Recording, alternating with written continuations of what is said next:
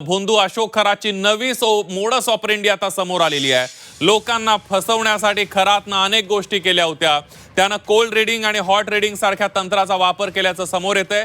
हा नेमका प्रकार काय आहे हे पाहून आता सगळेच जण चक्रावून गेलेले आहेत। बघूयात या संदर्भातला एक स्पेशल रिपोर्ट।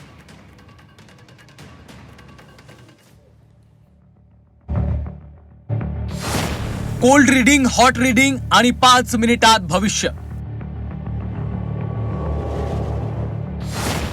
10वी नापास खरातच्या मोडस ऑपरेंडीनं अधिकारीही चक्रावले।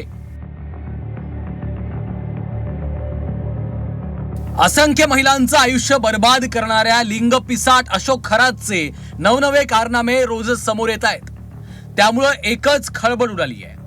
खरात ग्राहकांना कसा जाळ्यात फसवायचा, त्यासाठी तो काय काय करायचा, त्याची मोडस ऑपरेंडी काय होती याची माहिती आता समोर आल्यामुळे एसआयटीचे अधिकारीही हादरून गेलेत। विशेष म्हणजे एक 10वी नापास माणूस काय काय करू शकतो या कल्पनेनं सर्वांना घाम फुटलाय। या 10वी नापास भोंदूबाबानं चक्क कोल्ड रीडिंग आणि हॉट रीडिंग तंत्राचा वापर करून अनेकांना फसवल्याचं उघड झालंय। भोंदू खरात हा ग्राहकांची माहिती गोळा करण्यासाठी स्वतंत्र 2 टीमचा वापर करत होता। रेफरन्सद्वारे नातेवाईकांकडनं माहिती संकलन करत होता अशी माहिती उघड झाली आहे। त्यामुळे ऑफिसमध्ये आलेल्या लोकांना भेटीच्या पहिल्या 5 मिनिटात अचूक माहिती सांगायचा आणि त्यांचा विश्वास संपादन करायचा। यासाठी तो कोल्ड रीडिंग आणि हॉट रीडिंग तंत्राचा वापर करायचा। हॉट रीडिंग म्हणजे त्यामध्ये आधीच माहिती गोळा करून ठेवली जाते, तर कोल्ड रीडिंग मध्ये पहिले काही प्रश्न विचारून त्यावरून अंदाज लावत समोरच्याला भ्रमित केलं जातं। मानसशास्त्र आणि फेस रीडिंगचा प्रभावी उपयोग करत खरातनं अनेकांना गंडा घातलाय, त्यांची फसवणूक करत लुबाडलंय। एखाद्याची मानसिकता ओळखून त्याच्याशी बोलण्याचा प्रयत्न, जेणेकरून त्याच्या अंतर्मनाचा एक प्रकारे विश्वासात घेण्याचा प्रयत्न, ज्यामध्ये त्याला आपण समजून घेत आहोत आणि त्याच्याबद्दल आपल्याला माहिती आहे असं दाखवण्याचा एक प्रयत्न। कोल्ड रीडिंग म्हणजे एक जनरल स्टेटमेंट्स असतात, ज्यामध्ये तुम्हाला समोरच्या व्यक्तीबद्दल माहिती नसतं। अशोक खरातनं ग्राहकांना जाळ्यात अडकवण्यासाठी मानसशास्त्राचा पुरेपूर उपयोग केला होता।